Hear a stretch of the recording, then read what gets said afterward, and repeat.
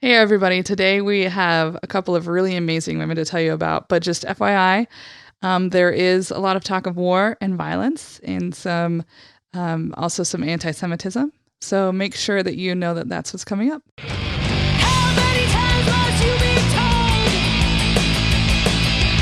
There's nowhere that we don't go. He's got good practice. What's a beautiful girl like you doing racing in a place like this?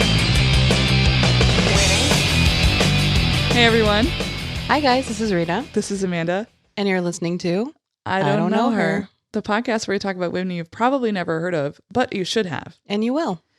So Rita texted me last night at like 11:30 at night, and she's like, I want to talk about breast milk. I was like,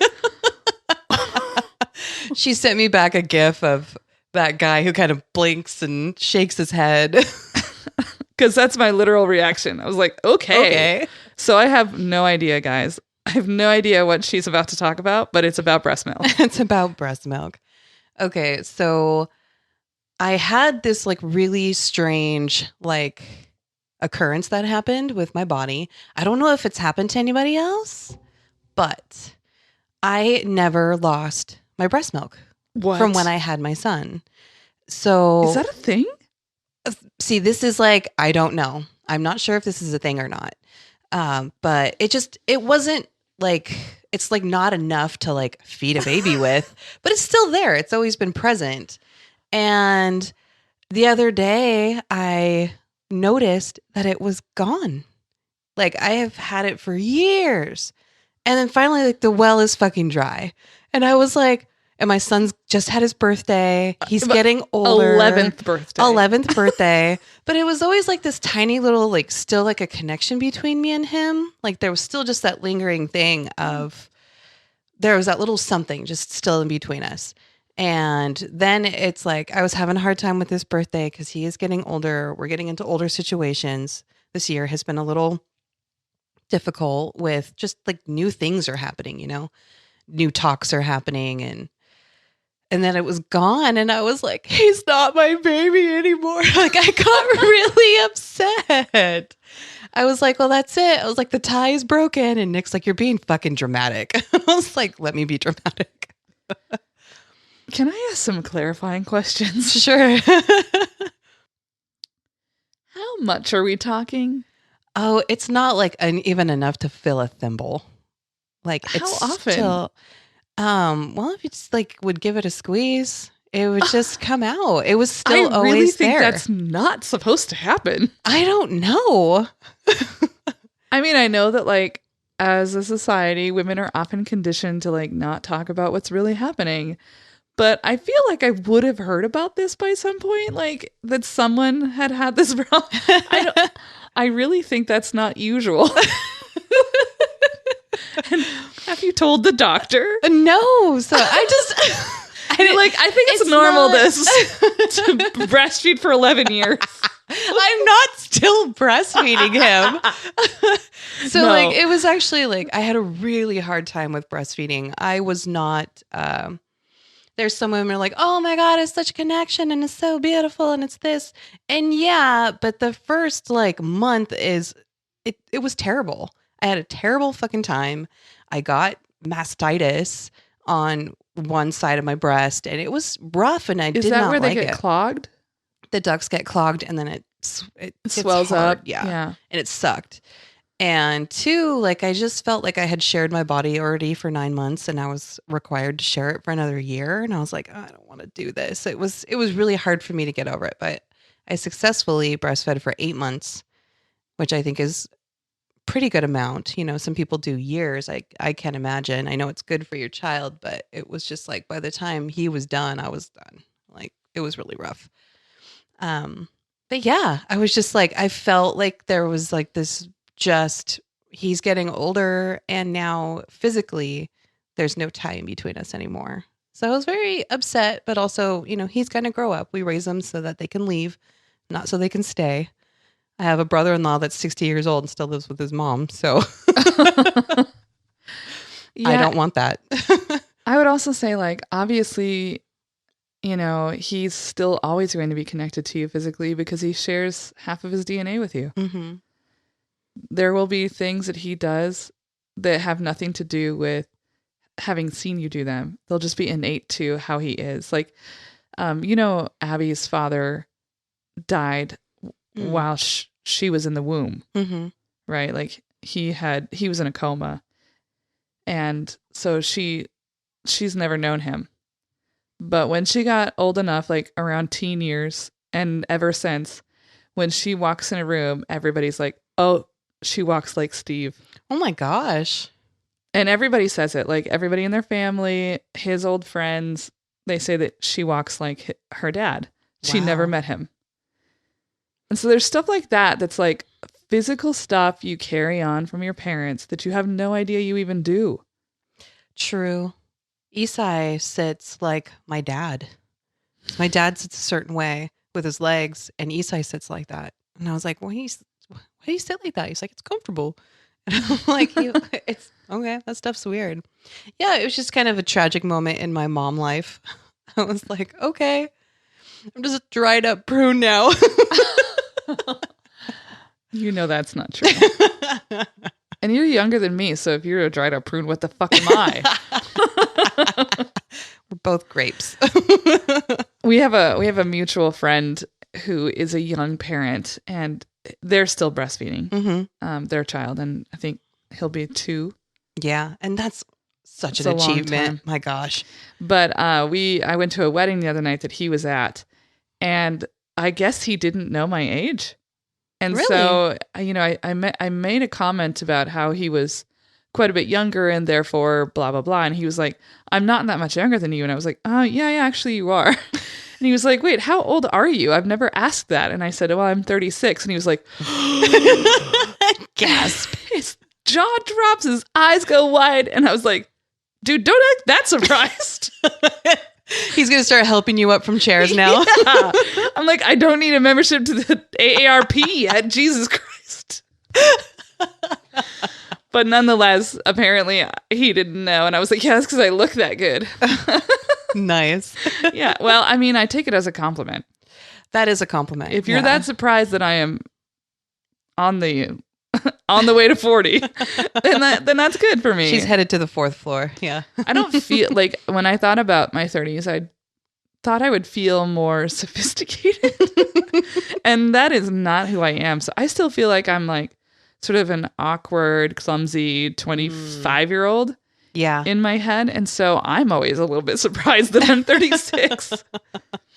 And I'm sure that like, so my friend Amy always says like, oh yeah, she says like, I'm 28. Like I've never been any other age but 28. That's when I stopped.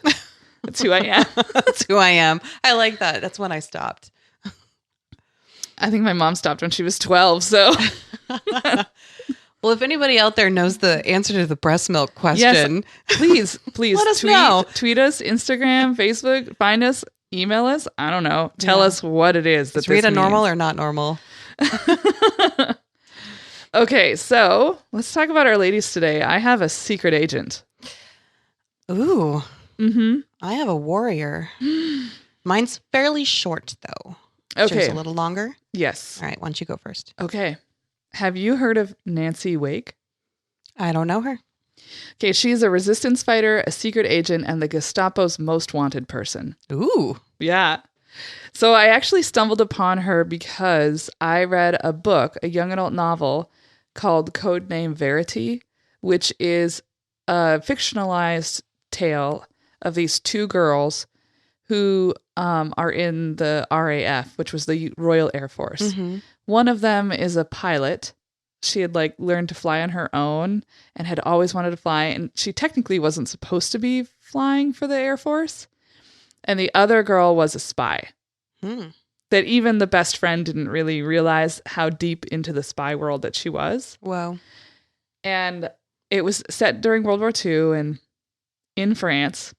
And I was like, I wonder how much of this is based in reality. And so I went to the back of the book and it has all of these, like this bibliography that's like 4 pages long. And so then I started looking it up and there were real women who did this work. Wow. Okay. And so I stumbled upon the story of Nancy Wake.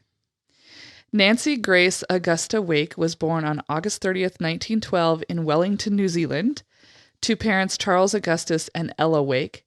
She was the youngest of 6 children. Before Nancy turned 2 years old, the family moved from New Zealand to Sydney, Australia. The family had ties to Maori culture in New Zealand. In fact, Nancy's great-grandmother was a Maori woman who was one of the first of her race to marry a white man, according to family stuff. Nancy's father, Charles Wake, was a journalist, so it didn't seem very strange when he said he had to go to New Zealand to work on a documentary about Maori people, seeing as how he was a journalist and they had ties to the Maori culture. Mm-hmm. But this turned out to not actually be the truth. He was just bailing on them. Ooh. Yeah. He walked out on the family, and Nancy said her father sold the house from under us and we were kicked out. Fuck. Yeah, and she was actually like really close to him. So it's like really kick to the gut. Yeah. I felt really shitty about that. Mm-hmm. And Nancy and her mom did not get along at all. I wonder what that's like. Yeah, neither of us have any idea. After Charles left the family, her mother Ella was cold and distant, and Nancy said that she grew up without any affection. Nancy attended North Sydney Household Arts School, which sounds to me like, here's how to be a wife? Yeah. Right? It's churching it up a little bit. It's a little weird. And now it's called the North Sydney Technical High School. Okay. Nancy didn't stay in school long, though. She ran away from home at age 16 to get away from her mother and briefly worked as a nurse to take care of herself. She fell into some money, though, when her aunt died. She left Nancy £200, which doesn't seem like a lot of money, but Nancy was like, I'm stretching this stuff. Money is money. So Nancy immediately left Australia and traveled to New York City and like floated around New York City for a little bit and then flew to London and was in London for a while. Wow. And in London, she was like, you know what I want to do? I want to be a journalist, like her dad. Okay. So she started taking some journalism classes and really just kind of taught herself the art of journalism. And when she decided she was ready for her first job, she goes to this interview, and the man interviewing her is a really big fan of all things Egypt. So Egyptology stuff. And she's like, oh, me too. We have this in common. Egypt, yeah. And she's like, I even write in Egyptian, which is actually Arabic, but she didn't know. And he's like, really? And so he like passes her over a legal pad and she just scratches out some weird symbols that are meaningless and is like, see? And he's so impressed he hires her. Fake it till you make it. She was a really good liar, apparently. And I think she just might have been, she was very beautiful. So I think she might have just been able to like get away with anything around dumb men who were beguiled by her. So in the 1930s, Nancy decided to move to Paris and began working for Hearst newspapers as a European correspondent. There, she learned and taught herself to become fluent in French. Wow. Both writing and speaking. And she was sent out on assignment all over the French countryside. And her familiarity with the routes and the buses and the rural areas of France would prove crucial to her survival in the coming years. She sounds pretty adaptable. I like people like that. While living in Paris, Nancy was having the time of her life. It was the 20s. Well, like late 20s, early 30s. She was a carefree, beautiful young woman who loved to dance, drink, and could charm almost anyone. She was also very well dressed, like had a really eye for fashion, and had loved jewelry, always had really nice jewelry on. And she traveled all around Europe by herself. She was not at all afraid to travel alone. Wow. And she used her work as a journalist to support her lifestyle. Back then, she could sell one article and live off of that for 6 months. Wow. Guys, I have an article in the works. I'm going to get paid $150. Like, that's it. That's the whole thing. So Getting paid. yeah, I was like, money is money, but Money's money. not 6 months worth. She also lived in a pretty tiny little cheap apartment because she was more about her lifestyle than where she lived. She didn't stay at home very often. She traveled a lot.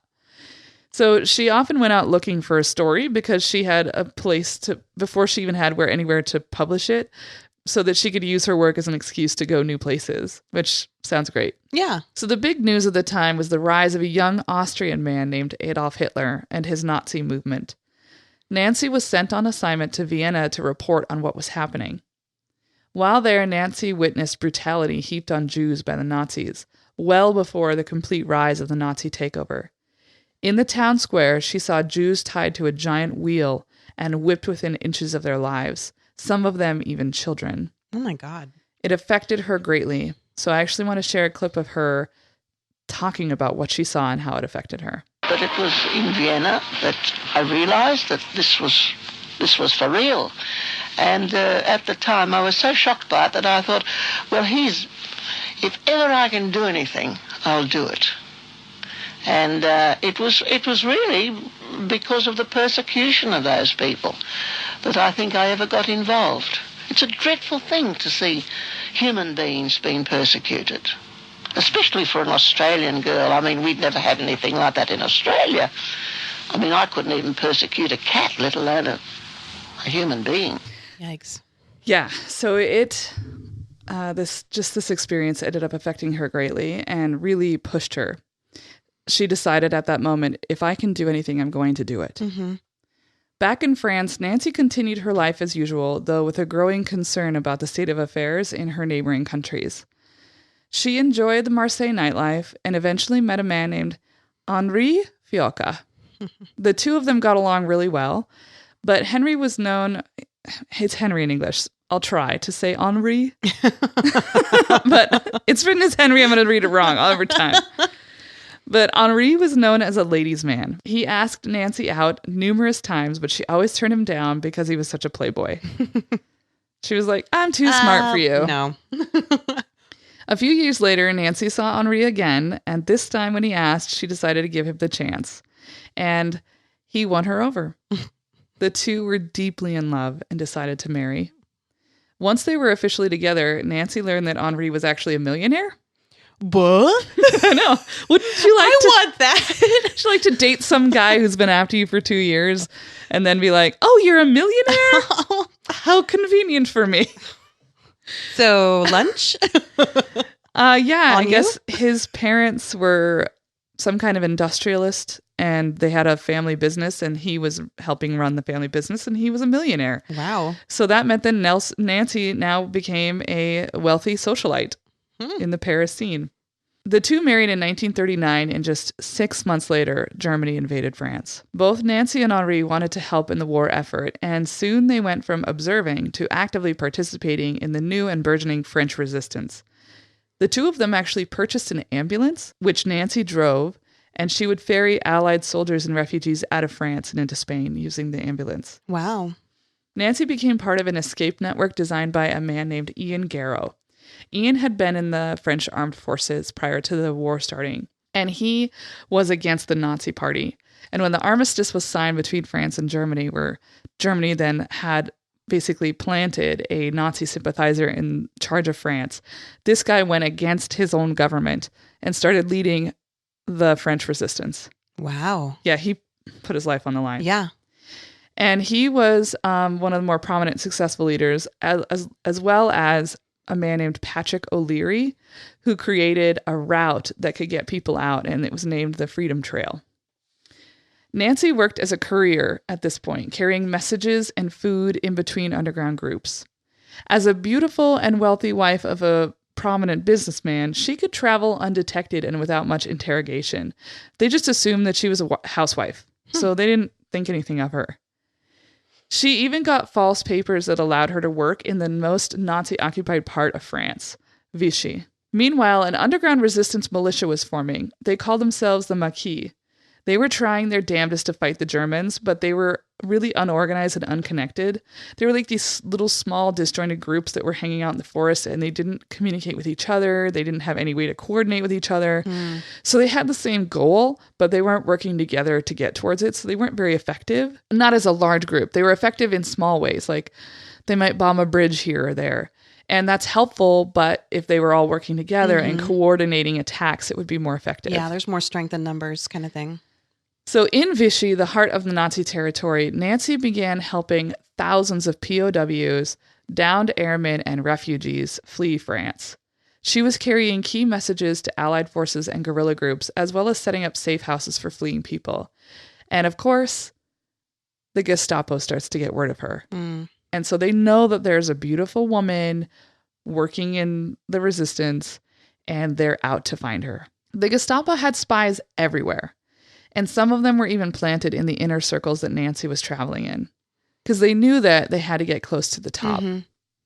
However, Nancy had a keen intuition about the true nature of a person's character.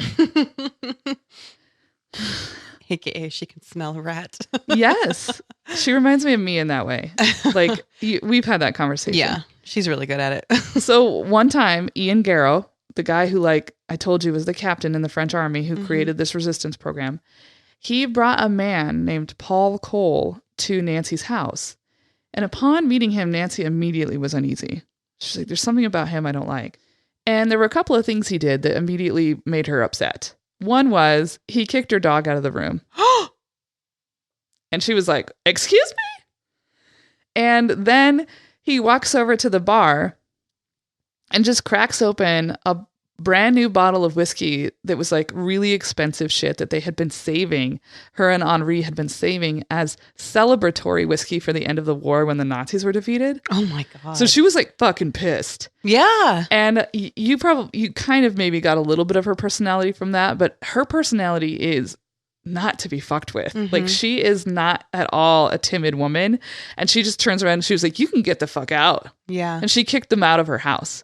And Ian Garrow was like, you're overreacting. He's not a spy. He's one of us, blah, blah, blah. Well, Ian Garrow was wrong.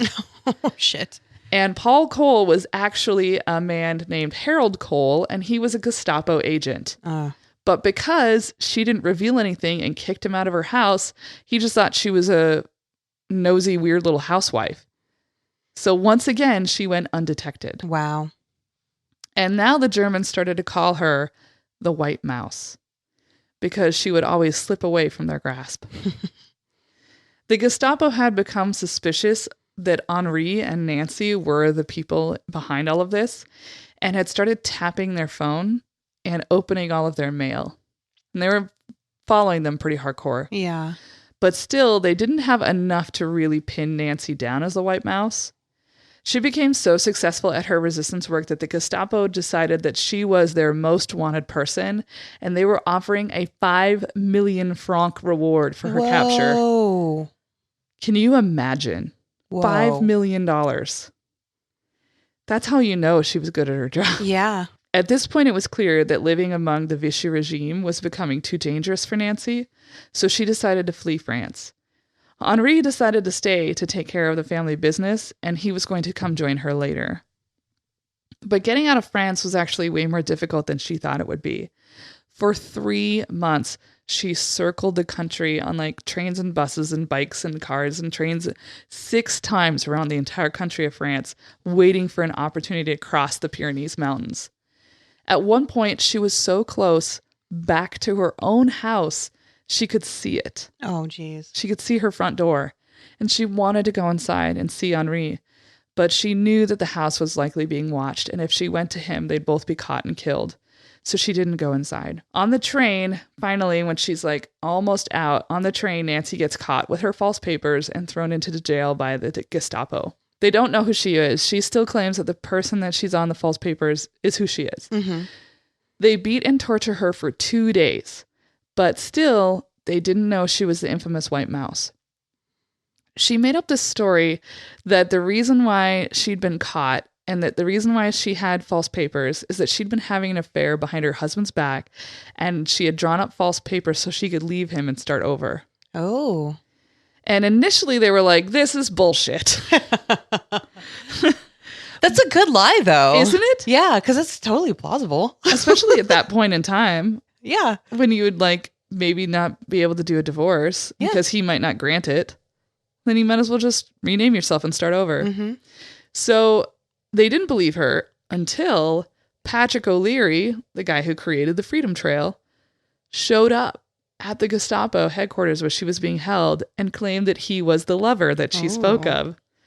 And so the Nazis believed the story and let her go. Oh, just because he comes up and he's like, hey, I'm the dude. And they're like, oh, okay. Yeah. They had, like, without even speaking to each other, had managed to convey enough information that he just fell right into whatever it is she had said. Wow. I know. I thought that was really impressive. Very. So then Nancy then got out of the country and she fled to England. But she was like, yeah, I'm safe, but I still want to stop these fucking Nazis. Because she's a badass.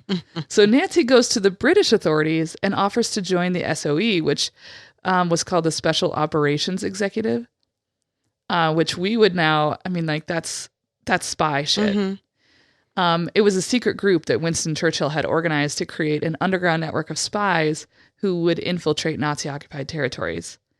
At the age of 31, that's how old she is at this Oh point. my goodness. She's so young. I know. Nancy Wake became one of 39 women and 430 men working in the French section of the SOE.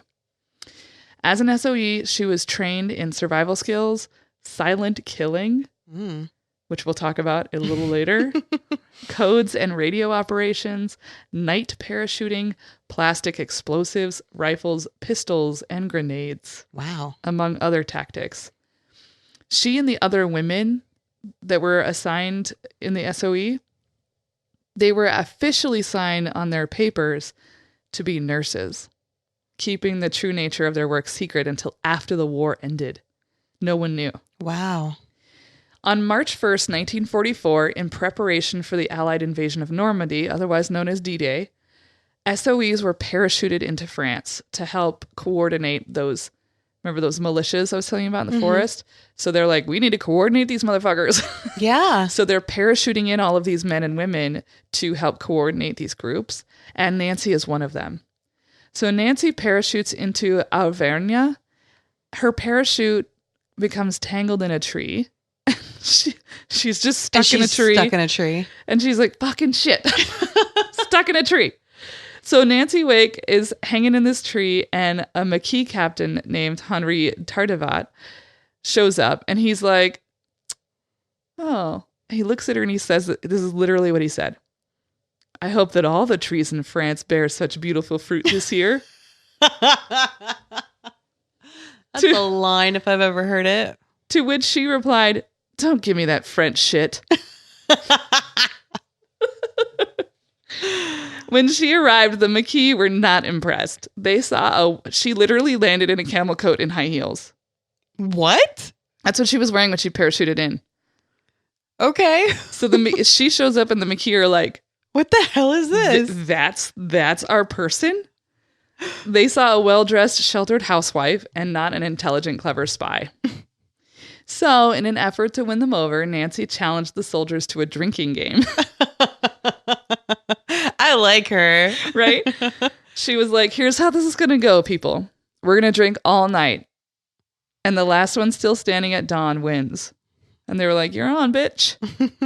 Guess who was still standing at dawn? Nancy. Nancy Wake. And this endeared her to them. They were like, I guess she's more than what she looks. As a liaison between London and France, she would coordinate, smuggle, and hand out arms and ammunition to the Maquis. She also recruited more members and grew the group that she was in charge of to more than 7,000. Holy shit. Yeah. She's in charge of a troop of 7,000 people. Yikes. She led the Maquis to bombing bridges and rail lines, disrupting German convoys traveling across the region. They also raided a Gestapo headquarters. Remember I mentioned earlier about the whole silent killing shit? Yeah.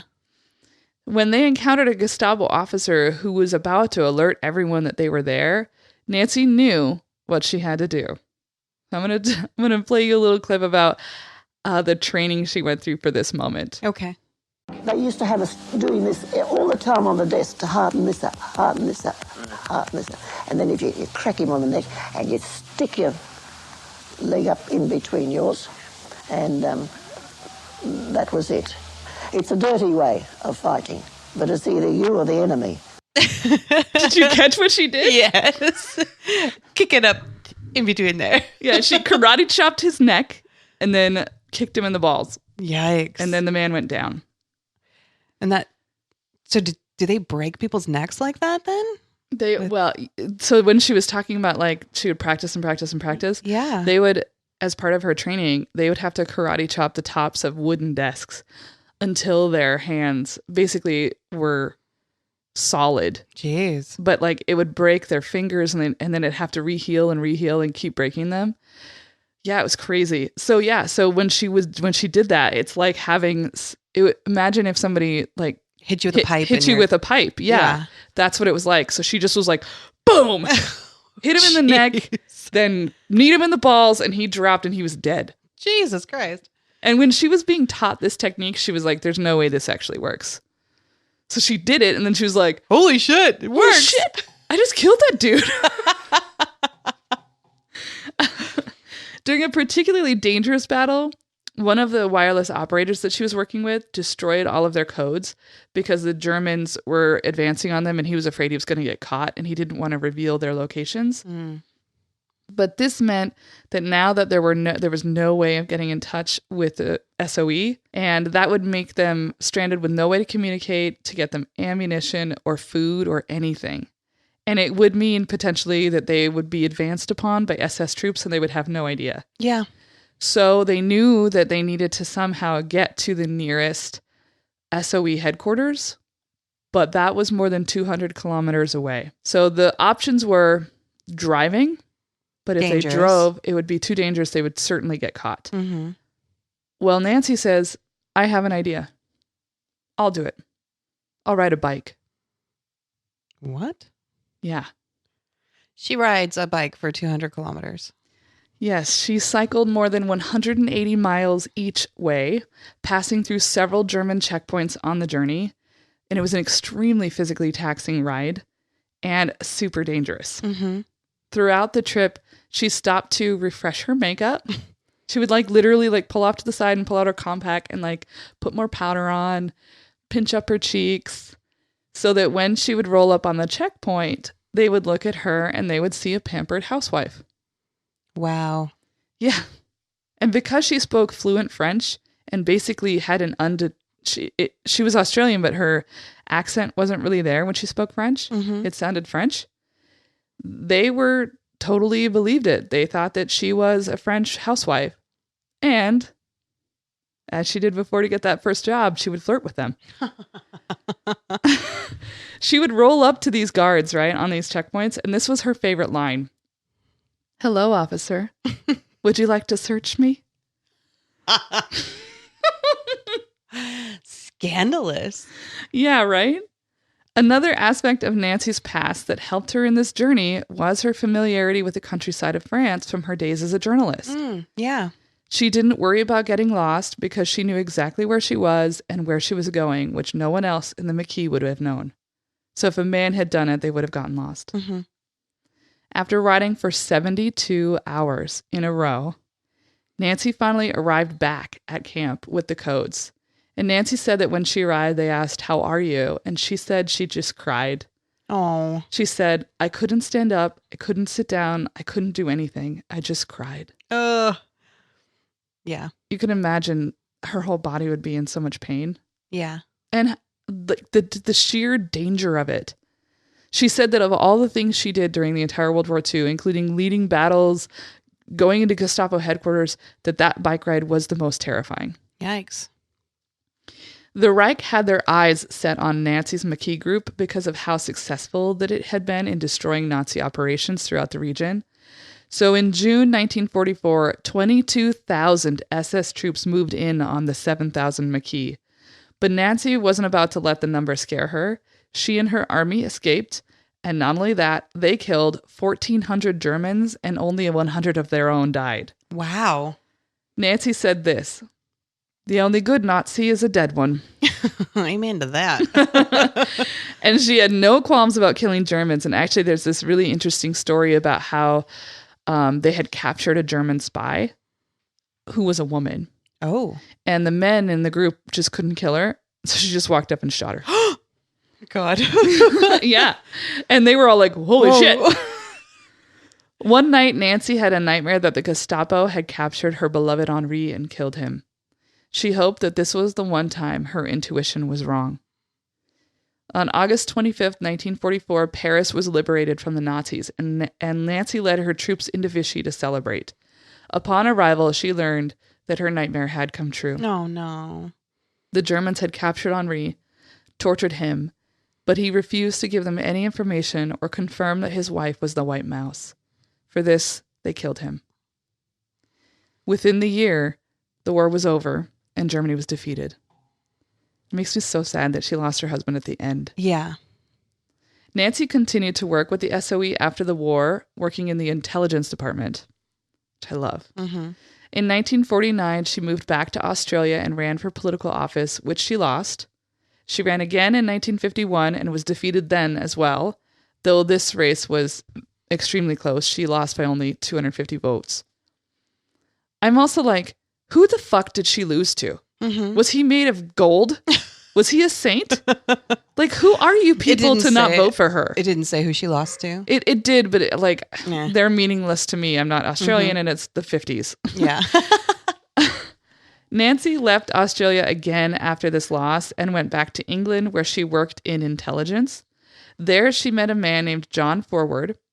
He was formerly in the RAF, the Royal Air Force, as a pilot, and he was a POW who had been captured during the war. Wow. They married in 1957, and Nancy resigned from her post in the intelligence department. They moved to Australia in the early 60s. So now they're living in what she considered her home country, even though she was technically born in New Zealand. She'd lived most of her young life in Australia. So she tried to enter the political arena again and ran for federal election in 1966, and again, she lost. Huh. Nancy had a love-hate relationship with the country of Australia. I would imagine so. Right. I'm like, you're not voting for this hero? Yeah. After the war, Nancy was awarded the George Medal from Britain for her leadership and bravery under the fire, the Resistance Medal, the Officer of the Honor Legion, and the Silver Cross, 2 Bronze Palms, and a Silver Star, all from France, and the Medal of Freedom from the United States. Wow. But in Australia, nothing. Nothing? Nothing. The Australian Returned Services League recommended Nancy be awarded a medal, but they were turned down. That's bizarre. I agree. Some people thought that this was because she was technically born in New Zealand. I was like, yeah, but she got all this other shit from Britain and France and the United States. Yeah. Like, she wasn't born in any of those countries either. Mm-hmm. They still recognized that she did a great thing. Yeah. In 1994, she was asked to donate her medals. So she had like fuck tons of medals, right? Yeah. She was asked to donate them to the Museum of Australia. Which she was like, fuck off. You're asking me to do what now? So she was like, you know what? Actually, I'm going to sell my medals at a public auction. It was kind of like a fuck you to them. Definitely. Instead, just randos get to have my medals. Yeah. There you go. And I love this, though. This is what she said. Nancy said this about selling her medals. There was no point in keeping them. I'll probably go to hell and they'd melt anyway. Oh my God. Don't you fucking love her? Wow. She's got a sealed fate. Yeah. Her husband, John Forward, died in 1997. So once again, she's alone. They never had children. So she decided, I don't really want to spend the rest of my life in Australia. So she leaves Australia for the last time and moves to London. She takes up residence in the Stafford Hotel, which was this swanky spot that wealthy people would stay at. During the war, it had actually been a British and American forces club. And she was a fixture at Stafford. Like, people knew that she would rise in the morning and sit in the bar and drink a gin and tonic. So people would come just to like hang out with her. Yeah. Like, just random people would find out that Nancy Wake was staying at the Stafford, and they would go in and just sit down and have a drink with her and hear her stories. That's awesome. And the people who ran the Stafford, so she was using her money from those medals to fund her lifestyle there. But eventually that money ran out, and the people who owned the Stafford wanted to keep her there. And so they ended up just letting her stay there for free. That's pretty awesome. In 2003, though, she moved into the Royal Star Home, which was a place for former servicemen and women, and that's where she remained until her death. In 2004, finally, Australia decided to honor Nancy Wake. She was made a Companion of the Order of Australia for her significant contributions in wartime. And in 2006, she received the RSA badge in gold from New Zealand. Nancy Wake died on August 7th, 2011, at the age of 98. My goodness. That's a long life. That is a long life. She asked that her ashes be scattered over the forests of France, where she spent those dangerous months leading battles against the Nazis. Wow. Nancy's story has been told a number of times, including in her own biography that she wrote in 1985 called The White Mouse. The most comprehensive biography of her was written by a man named Peter Fitzsimons and was called Nancy Wake, A Biography of Our Greatest War Heroine. Her story has been portrayed in numerous documentaries and television shows, and a play about her life debuted this past March 2019, at the Gasworks Theatre in Melbourne, Australia.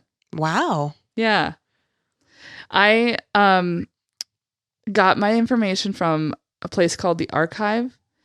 I used The Guardian, New Zealand Edge, the New York Times, Wikipedia, a really fantastic 20-minute video on her life from a place called Biographics. ABC News Australia Tribute to Nancy Wake is where one of my clips came from. And the other clip came from Nancy Wake, codenamed The White Mouse, which was from 1987. Oh, wow. Hence the quality of video you saw. What'd you think? She's amazing. I love her story, and I've never heard of her. Yeah, I hadn't either. And man, What? she should have a legit fucking movie, a biopic. Yeah. I say that a lot. Yeah. You see all kinds, It's of like, men. we could definitely stop remaking garbage movies Oh, yeah. and then make good ones about people nobody's heard of. There's a podcast called You Should Make This. Ooh. Yeah. I stumbled upon it today, and they talk about stuff that should be made into movies. Well, then I have a nomination for that. This has everything. It's got a great love story. It does. It has a great love story. Adventure, sad, like tragedy. Battle. Oh, it's hitting all the buttons. It's really an epic waiting Yeah. to be written. I love it. I love She's it too. awesome. All right, tell me about your warrior. Okay. Situated. Okay. So the lady I'm talking about today is Nakano Takeko. I don't know her. She is a Onna Bugeisha. And trust me, my Japanese is not amazing, so this is going to be a little rough. She's a warrior, and the Bugeisha means a female samurai. That's exciting. I know. Is it was Mulan? I never watched Mulan. Was Mulan a samurai?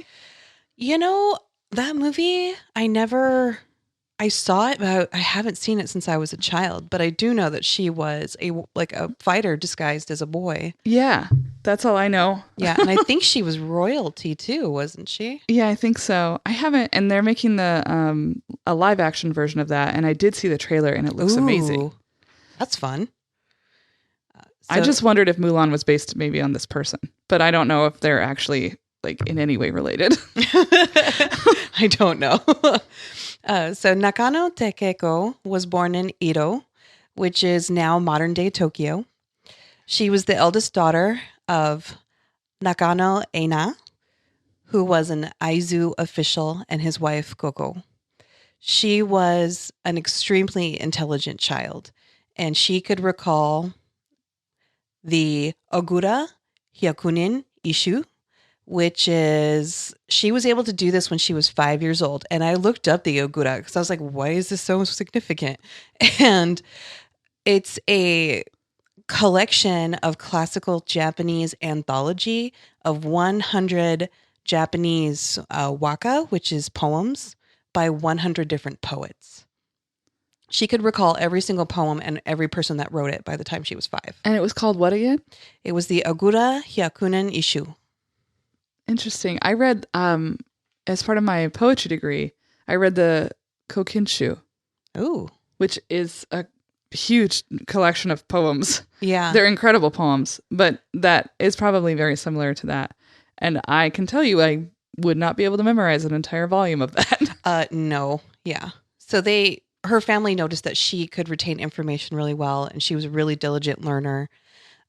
She ended up leaving her family to spend 5 years as an adopted daughter of a martial arts teacher. His name was Akaoke Daisuke. So while living with her instructor, she was thoroughly trained in martial arts and literary arts. And I was wondering, just personally, I was like, why is she allowed to train in martial arts in this time?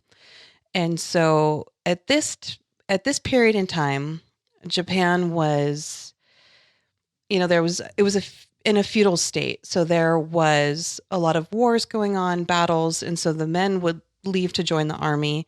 And so somebody needed to be at home that could defend their families. And so they thought it was very crucial and very necessary to train their women to be able to defend themselves, to defend their children. Because if you come home and your house burned down, your family's dead, what are you fighting for? Right. That's really fucking brilliant. Yes. I was like, I agree. Yeah.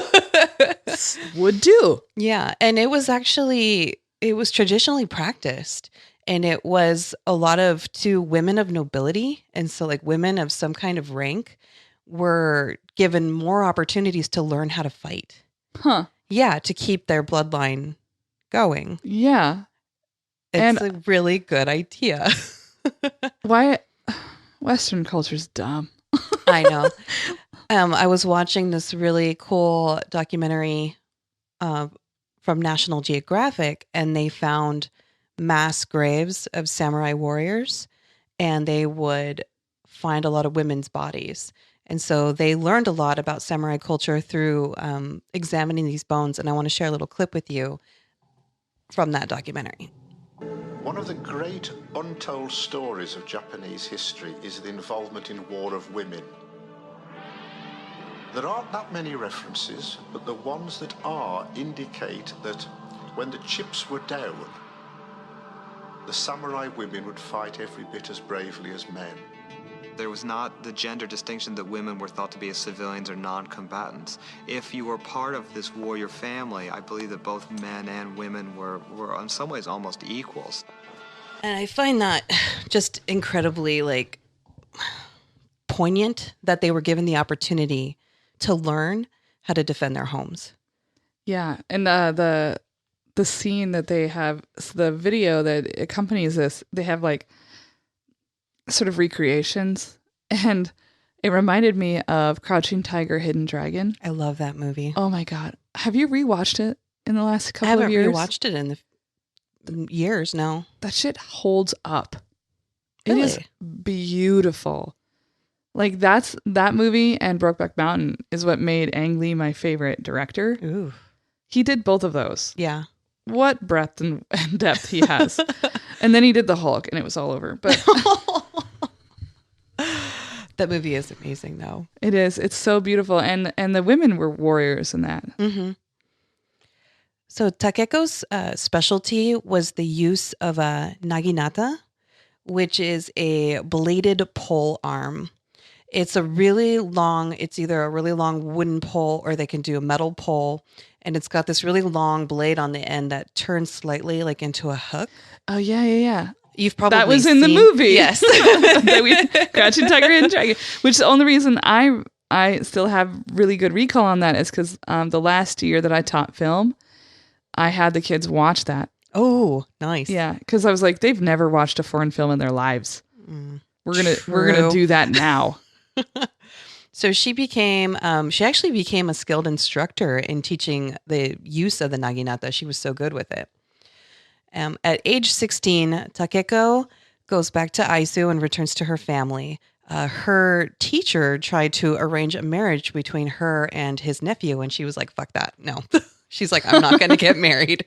So she returns to her family. And so while she's in Aizu, she begins to train other women in what she had learned. The Aizu region is in the upper and western area of the Fukushima prefecture. I'm pretty sure you've heard of Fukushima. That's where Juko was from. She was? Yeah. Oh, okay. Remember, that was where she was from, and it was like a really poor area.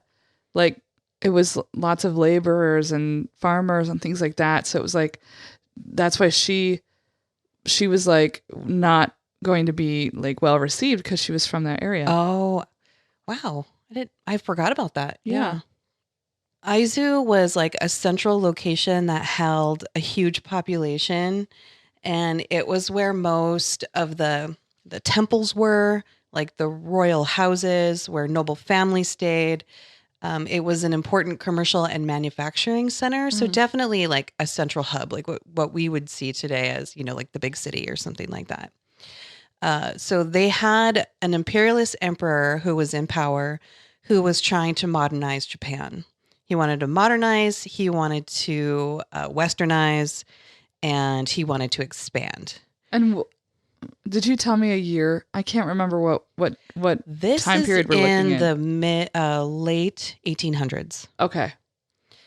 And so he wants to open up Japan to Western influences. He wants to trade. He wants to receive money for them and give them permission to come into Japan and take from Japan.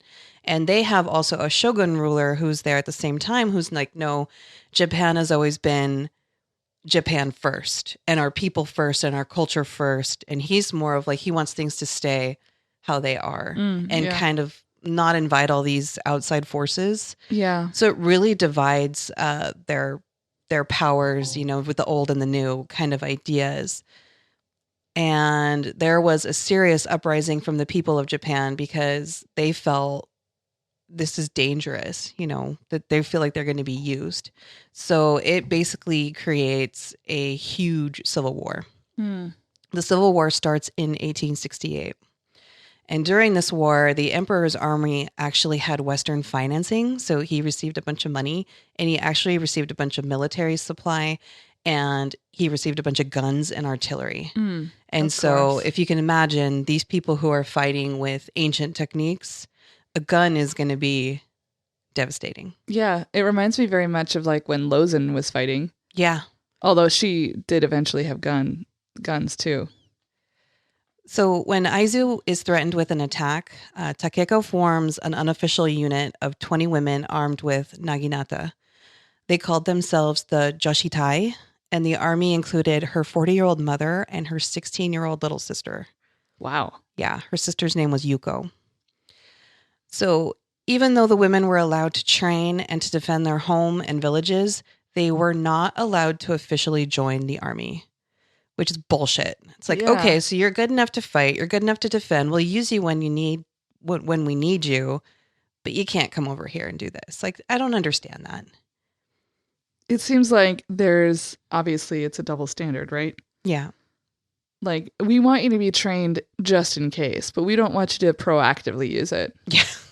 We want you to only reactively use your training. Well, it's like what happened in the U.S. when women were like, go out and get a job. And then when they all came back, okay. Yeah, go back to the housewife. Go back to the house. And they're like, no. Which there's nothing wrong with being a housewife. Mm-mm. But if you have desires to do something else and you can't, especially if you were already doing that thing and you found like satisfaction and joy out of it, and now you can't do it because society says no for no good reason, it's so frustrating. Very. And I'm sure that's how these women felt. They're trained and ready. Why not? Why not? Why not help win this war? It's good for all of us. Yeah. Yeah.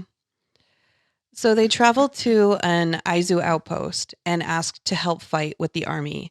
And they are told, like, straight up, you're women, you'll bring shame to us if you fight beside us. And they turn them down. And so Takeko actually puts a knife to her neck, and she's like, you know what? I'm going to die for Japan either way. So I'll die like this, or I'll die in battle. And actually all of the women do the same thing. And they're like, we are ready. And so this guy's like, oh shit, they're serious.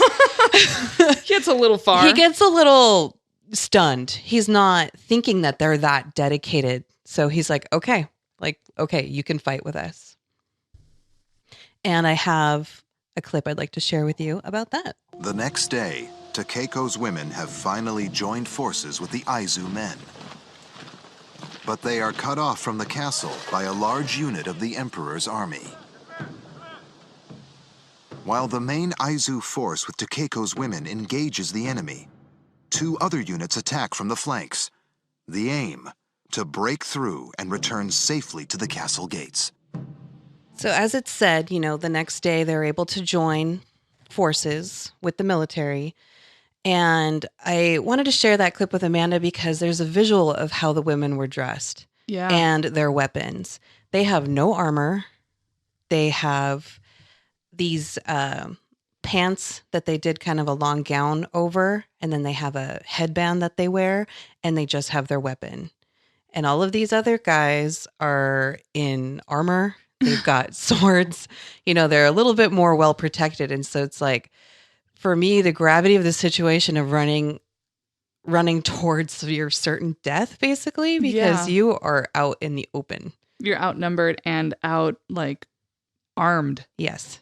So Takeko actually leads the charge against the Imperial Japanese Army troop. This is basically a suicide mission, and the women know that, and they proceed anyway.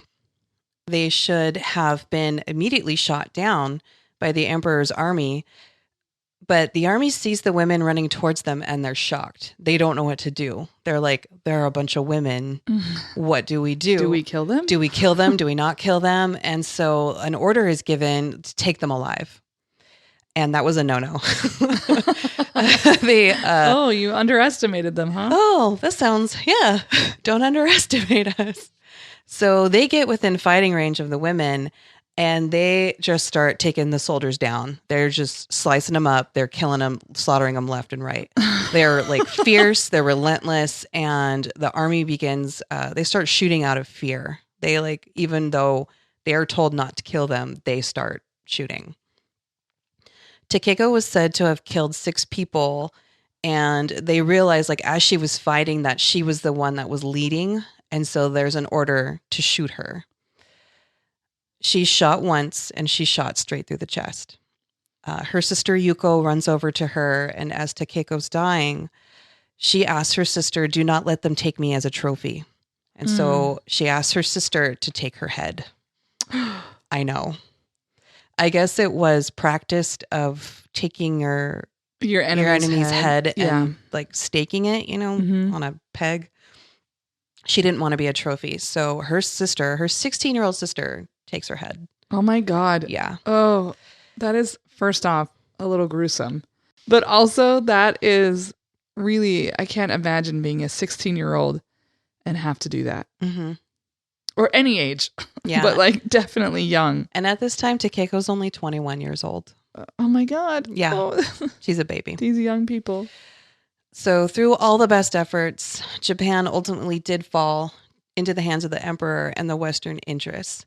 The last samurai surrendered in 1869, and ending basically a lot of the cultural aspects that Japan had had. And it actually ended the way of the samurai altogether. So Yuko was able to fight and escaped the battle. She took her sister's head to the Hokai Temple in Fukushima. She buried it under a pine tree, and she left Takeko's naginata there too. A monument since has been built next to her grave, and amazingly, her naginata is still there. What? Yeah. And during the annual Aizu Autumn Festival every year, young girls take part in a procession to commemorate the actions of Takeko and all the women. They also do a commemorative ceremony in honor of Takeko and her warrior women, and it's a celebration for those who do not go quietly. Oh. I know. It was amazing. That's pretty cinematic too. Right? Both of these women's stories can be made into movies. I know it's like, it's not a happy ending, but it's, incredibly brave to not give up. Yeah. Even though for certain, that you're not going to win. It doesn't matter. They still stood for something. And there was actually, so I did find a lot of other significant names of women that were fighting alongside, and they did an amazing thing. A lot of women participated in these fights and battles and things like that. That's really cool. And it wasn't Tom Cruise. And it wasn't Tom Cruise. It wasn't Tom Cruise wasn't The Last Samurai? Right? Do you remember that fucking movie? Yes. Oh. So the caucasity of it. In the podcast of You Should Make This, or This Should Be Made. What did I say it was? This Should Be Made, or You Should Make This. The podcast subject is Takeko and how a movie should be made out of this. But yeah, there was a freaking... But instead, there's The Last Samurai with Tom Cruise. Yes. Yes. A white American man is the last samurai. Yes. And they're still actually practicing too with the naginata and things like that. So young girls are actually still being trained, and they're still actively doing it today. So that's really cool that the tradition hasn't died. Yeah, that's really great. So I got my information from warriorwomenselfdefense.org, a little bit from Wikipedia. There is a wonderful one from Rejected Princesses about her that I love. I love Rejected Princesses. We should try to get in touch with those people and be like, hey, we have similar goals. Not an article called 9 Warriors Who Made Their Mark on History by Christy Pachuco. A YouTube video provided by the Smithsonian Channel. The other second clip was made available by National Geographic and thefemalesoldier.com. I love that we both did like really badass fucking war chicks. I know. Who weren't afraid to Sometimes- fight. I know, me and you. Sometimes we have a brave wavelength that is just talking to each other. Mine was not about breast milk, though.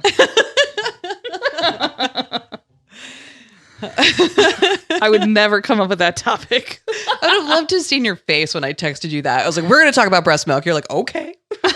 I just started laughing, and Abby was like, what? I was like, apparently we're going to talk about breast milk tomorrow. And she was like, what?